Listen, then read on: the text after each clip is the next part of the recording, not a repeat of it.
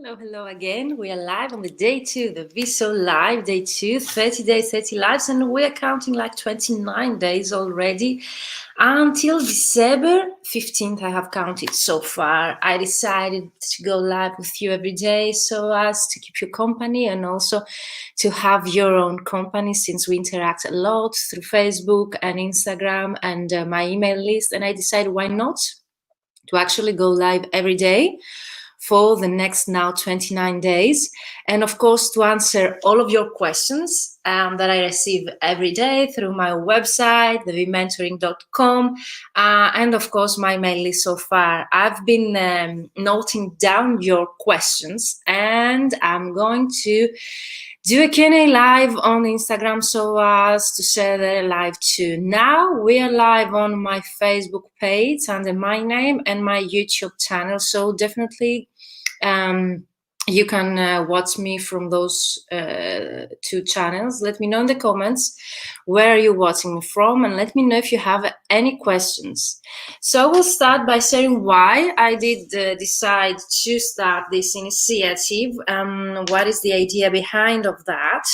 Why 30 days? Why lives? And of course, I've noted down all of your questions about agencies and working with agencies, and I'm going to reply those questions on Instagram so as not to have complaints from followers there. So use the comments below, I can see them. Either you are watching me from YouTube or Facebook, I can see your comments. So let's start. Why 30 days? 30 days because here we're officially in a lockdown. It's officially until November 13th, but I suppose it will take much longer. And of course, because I have created a calendar to share with you with many, many topics to cover all of your questions, most of them, most common questions I get from you. And those will be divided in 10 days devoted to starting out translators, another 10 days devoted to more experience, those that they want to scale up, and the last 10 days is a secret about LinkedIn and how to take the most out of it as a translator and freelance translator. So stay tuned with me. Those 30 days, you will not realize how fast the time passes. So while lives, I could have done recorded videos and share them with you, but if you've been following me for some time, you know that I really love interaction. I prefer to go live. I've also created the initiative in January. I started that, the Ask Your Mentor Anything, that is Friday lives. Again, with a host and a co-host, so I have a guest and I'm having an interview. Whereas now I'm going live just myself to answer all of your questions and share my answers to your questions, and of course to cover most common issues that I deal with my mentees so far. So what to do if you want to ask me anything, send me an email at info@vmentoring.com and I will note down your questions so as to cover them in our Q&A session. So I answered you why 30 days, why last, because I love the interaction. I would love to see your comments and your questions and start a discussion with you. And of course, to pass together those days of lockdown. And let me know, where are you watching me from? Are you in Europe, any country? Here in Greece, we're in lockdown like over a week now. I hope that this will pass soon, but if not, I guess we're going to pass this time together. So we'll start with the topic today. That is how I did start out as a translator, like how I got my first client. So we get deeper. And of course, my scale up moments. If you've been following the Ask Your Mentor Anything lives, you might have seen them. You might have seen watched my answers to those questions. Hello, Patricia, to Portugal. With Patricia, we had a great live interview on the Ask Your Mentor Anything. So Patricia, I would love to see you again in a live. Let me know. And it was again the previous lockdown, and we answered all of your questions about how to get over the loneliness and to stay mentally healthy during those very, very difficult times. The background is different here. You see, this is my home office. I've been working from home. I've turned everything online, and I can remotely work. So let's start to answer your questions, and I'd really recommend you do not book a session with me just to ask me Hello, Patricia. Do not book a call with me to ask me how did I start as a translator. Please book a call in order to answer all of your questions that an answer to your questions that will take you a step further. So take this opportunity to book a call with me to ask me anything about your own business and your own situation rather than mine. And this is an opportunity to hear all of my story and my background so as to answer your questions, and then don't book, not to be able to book a session with me in order to answer all of your questions. So let's start about my first client. And to remind you that the Financial Success Summit, where I'm a speaker, runs this week live. We are almost day 2. Today was my interview about goal setting. I got so good feedback from you. So go and register now. We'll share the link below, just like yesterday. It's a free event. Take this opportunity to watch experts, among them myself, even if I don't see myself as an expert, professional translators, to share their opinion about several topics in the Financial Success Summit, which will run live until Saturday. And among the bonuses is one free session with me.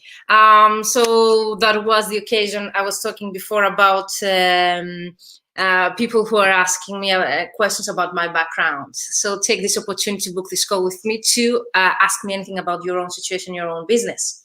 So about my first client and how did I start out? As I've told you before, I used to be an in-house translator before I start my own business and become a freelancer. So automatically when I launched my freelancing career, if we can say, my first client was my previous employer, which was a company, a big company in the aerospace industry, and consulting companies. So when I started out as a freelance translator, I already have worked with them in the past. They knew my quality. I was trustworthy to work with me, and of course, for confidentiality reasons, they trust me to continue our cooperation. Then, of course, it was easier for me to prospect such other companies because of my previous background, 5 years of experience as a translator. And then I try to remember, if you would like to know also the story behind of my in-house position, I just sent CVs, guys. I remember it was before I get my BA in translation. It was earlier in 2007. Where I got a newspaper back then. And then I found some job advertisements. I remember that I sent just three CVs. I got 2 answers. I got hired by both of those companies. I chose to go to the one that I stayed for 5 years, and it was my decision to leave, so as to continue my freelance career and later to launch my own business. So CVs work, and I think they work up to now with some changes, and I'm going to devote a whole new session about CVs. So stay tuned, and we're going to discuss what has changed since sending your CVs and what you should include or not when you are targeting agencies as a translator. So back then, yes, I sent CVs. I got hired. I got accepted in 2 positions. I got hired in 1 out of the 2. And my freelance career, I started by sending 200 CVs. I remember right now the moment. I spent 1 whole week to sending CVs and emails to agencies. So I had created a list with agencies. I remember 200. And I contacted all of them in 1 week. I was really determined to actually find an agency where I could have regular income, because it's great to have a cooperation with a direct client, but as you know, a direct client might not have a regular job or workflow for you. And I remember another moment where I got a steady workflow from agencies, where I attended a CPD event, live event back then here in Athens. And I started conversation with other colleagues, and I told them that I had left my in-house position. I was looking for a steady cooperation with an agency. And then I got some referrals to a specific company. Then I sent a CV, and then I got hired, if we can say, as a freelancer to work with them many years, at least 1 or 2 years. They were very bad paid jobs. It was then when I realized I couldn't make an ends meet. I was working very hard until at 6 a.m. in the morning, but the rates were so slow. I didn't know. I didn't have any comparison back then. So as soon as I realized that, I left, of course, that company, and then I did what I told you with 200 emails in 1 week. So if I did it, anyone can do it, okay? And stay tuned for the CV session that I'm going to share with you, the mistakes that I did, what to avoid, and of course, what are the best practices, because I received, Alessandra, your question yesterday about what to avoid when you contact agencies. And tomorrow's session is agencies vs their clients, and I'm going to answer that in our tomorrow's session. So stay tuned until then.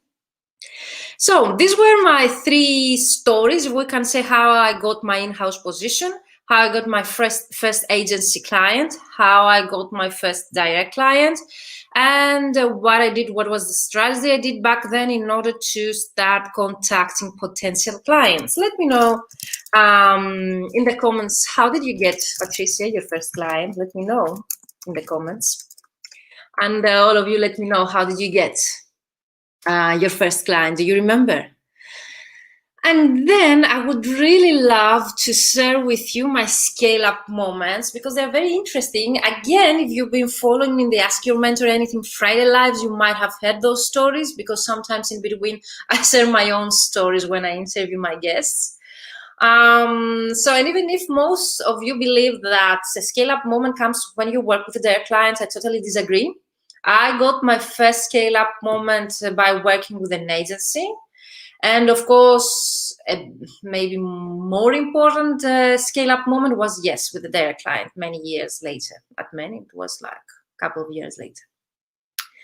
So the first story, if we can say scale-up moment, for me, it means a moment when, for example, you can earn in a week what you used to earn in 3 months. So I had such a moment when I was contacted by an Italy-based agency, very big name, and I have to mention here that I had registered on the database of that agency about 1 year ago, before they contacted me for the first time. So do not get demotivated if you register on databases, on agencies, and you do not hear from them.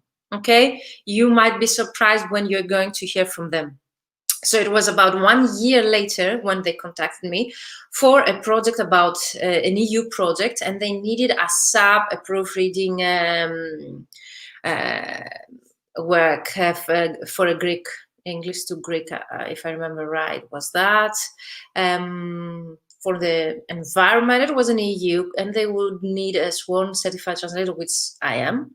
A certified translator, and they would need to proofread, but it was a huge project. The delivery was so tight that I remember that I couldn't sleep in order to deliver. And the project manager knew that in order to deliver on time, I wouldn't be able to sleep in order to deliver on time. So I remember that the project manager knew that, and also, I remember that he accepted my rate without negotiation. And I can tell you that my rate was 3 times the rate I used to charge for translation projects. And they didn't even negotiate that. They didn't negotiate the rate, even if it was 3 times what a translator charges for a European agency for translation projects. So do not be surprised if you negotiate or if you ask what you really worth. So Alessandra says, my first project was a translation of the clothes catalog from English to Italian. A friend asked me to help do it. No paid then. That's not the job if it's not paid, Alessandra. So I would really love to hear from you. What was your actually paid job? Because I don't encourage people to translate without getting paid. And even if you want to get started, or even if you want to get experience, I will share in my Q&A later session how to do that. Is that okay, Alessandra? Will you follow me on Instagram to answer your questions? Because I'm planning at 8 p.m. Central European time to go live there to answer all of your questions. So let me know, what was your actually first job that you got paid for it, okay? And do not accept jobs, even if they are for friends, not to get paid, okay? You could have got paid back then, Alessandra, a less amount or a lower rate, but not a payment at all. So Patricia says I studied in-house translator, me too, Patricia, and a consecutive interpreter in a construction company in the international delegation in Germany. That was my first experience. Wow, great first experience, Patricia. And then I started slowly for a translation company in Cascais, Portugal, where you are. I wish I was there right now. And my first project was technical in the machinery area. Both were paid and well paid. Congrats, Patricia. That's great to know. Let us know, how did you find out those clients? That would be interesting to people who are attending our session today. So my strategies to get my first client was to send CVs. The first one was with a job advertisement on a newspaper. The second one was actually sending 200 emails, 200 CVs to a list I had created with agencies. And my first day client was my previous employer. So thank you, Patricia. Thank you, Alessandra, for your comments. Let me know, how did you actually get your first paid job? And that was my first scale-up moment with an agency. So what I did, I issued, I remember, 4-figure invoice for a week project. Okay, it was very hard. The deadline was very tight, but I charged 3 times my translation rate. I didn't sleep in order to deliver on time. And I remember that I was so happy back then because I could earn what I used to earn in 3 months in 1 week. I was so happy. Then I could say what's the sky without doing anything for the rest 2 months, for example. So Patricia says the first so in-house was through the university. So university can be a great source of finding your first client. And they contacted one of my teachers and she referred to me. Great, Patricia. Thank you for sharing that. That's very interesting to know. And my second scale-up moment, since you've been following, you most probably know that it's the moment that I got to issue my 5-figure invoices. And I've been asked so often, how did I manage to do that? And this is the moment I'm going to share with you right now. So Patricia says the first project as a freelancer was through CVs sent to the translation company. Congratulations, Patricia. Yes, CVs do work even nowadays, but with some small tricks and things that you have to take care. And we're going to cover that in a specific session about CVs during the Vshow Live 30 Days, 30 Lives with me. And thank you, Patricia and Alessandra, for being here with me those days. So 5-figure months, and how did that happen? Was again for a very big maritime company, direct client here in Greece. I was referred to them by co-graduate of mine and friends still nowadays. They would need a freelance translator to undertake some projects. I passed the test. I delivered high quality translation. I remember it was very demanding. And also I met all the deadlines, and then it came the big project that they want to deliver. I cannot even remember the deadline, something like they wanted in a month a work of 3 months, something like that. I was able with my team to meet the deadline. And I remember that it was the first moment that I was able to issue 5-figure monthly invoices, monthly. And by 5-figure, I mean that even more from what an average translator makes a year, from what I hear. So it can be possible if you know what to quote and what to charge, if you know what you are worth it. And of course, go back and watch my session with Moira Monet on value-based pricing. You can find the recording on my Facebook page and on YouTube about value-based pricing. This is very important because when I quoted those projects, I didn't quote per word. Even if I started estimating the cost of the project per word, what I quoted and how I was able to justify the quote and the price that I demanded back then was because I knew the value that I did provide the client in both of my cases that I just described to you. The agency, I knew that the value, they needed us up in a week, the proofreading project, and they didn't even negotiate. They didn't say anything about my rate because I met the deadline. I did the work for them, and of course they met the deadline to work for the EU. European Union institution. And the second scale-up moment, they had to translate something so fast, and the value that I provided, I met the deadline for them in order to achieve their goal as a company. And in both cases, they didn't negotiate my rate. They didn't ask anything. I kept having cooperation, and I keep having cooperation with the second direct client company. And I really encourage you, if you really want to have such experiences as a translator, to price based on the value of the project rather than the actual cost or per word. Try to see the overall image. What is the value that you provide to your clients rather than the actual per word rate that you have. Of course, it wasn't easy. Of course, I had, for example, to sleep only 2 hours or 3 hours per day in order to deliver on time. Yes, I know that you who know me, I'm a workaholic. I really love my job, but it's rewarding. It really pays off, and I don't so far regret for anything. I'm really happy to share those two stories with you. Patricia, let me know, do you have any scale-up moments? Any moment that you, for example, earned in 1 week what you used to earn in 3 months? Or if you got, for working in 1 month, you earned what you used to earn in a whole year or something like that? Let me know in the comments. And of course, for those that you couldn't catch up with live, you will be able to watch the recording on my Facebook page and on my YouTube channel anytime under the Vshow Live 30 Days, 30 Lives. Day 2 was today. So thank you, all of you, for being here with me live. Those lives are supposed to be very short, very to the point, full of value with you, and based on your main issues and topics that you face as freelance translators.